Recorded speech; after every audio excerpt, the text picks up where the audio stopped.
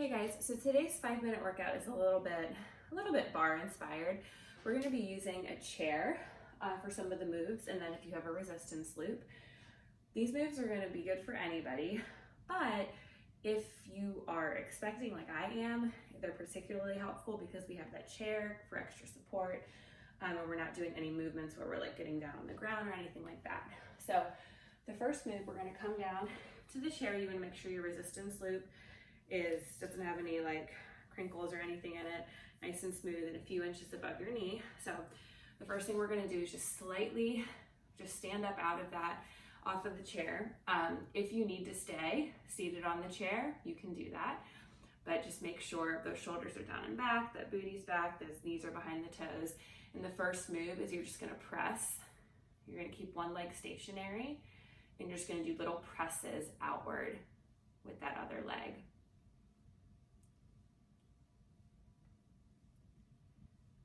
All right, so just nice and easy here. You don't have to go super fast. Make sure that core is engaged the whole time as well.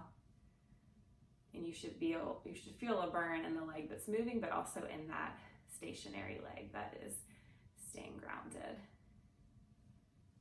All right, you'll do that on the other side as well. For move 2, again, if you're able to, you'll come up off the chair, and all we're gonna do for move 2 is we're gonna tap. We're gonna start with that leg pressing outward, and we're just gonna do little leg lifts right here. Okay, so just little presses upward. If you need to modify this, you can take it to a tap out instead of a lift. Okay, but it's just a little bit of a different motion from that first move. And if you need to, you can always come to the edge of the chair and you can do the same moves from here, which is seated.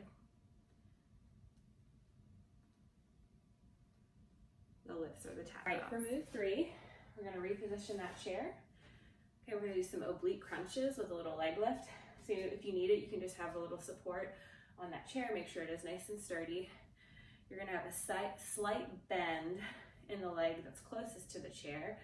Other hand comes up just behind the ear, and then we straighten the other leg, and we just do some little oblique crunches. So you don't have to lift the leg super high on this, okay? You really don't have to lift it very high at all to feel the burn if you have a loop that you're using.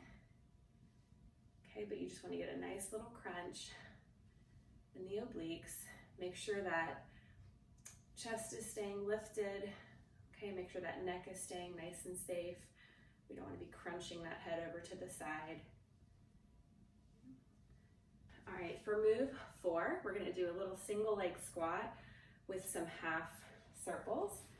So again, for this one, if you want to place that hand there, we're going to sink a little deeper into it with the leg that's doing the single leg squat here. We're sinking down a little lower. You can put your hand out to the side if you want to. It's going to challenge your shoulder a little bit, but we're going to just point that other leg nice and straight and then just circle it around. So my the upper half of my body is shifting slightly forward, okay?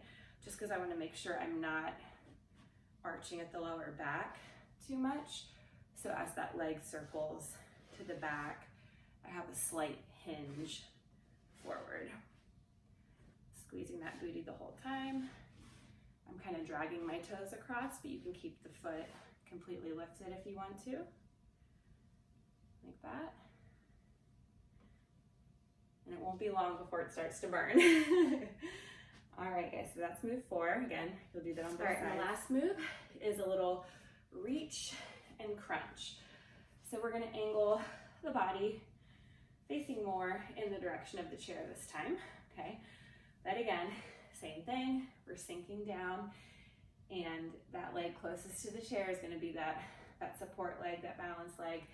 So we're gonna start nice straight line from your fingertips down to your toes, and then you're just gonna crunch it in. Okay, so reach it out, kind of like you're flying, and then crunch it in, that knee comes towards the elbow. So really make sure you're focusing on squeezing that booty as you extend out. And then when you come in to that flex position, you're really focusing on squeezing the core.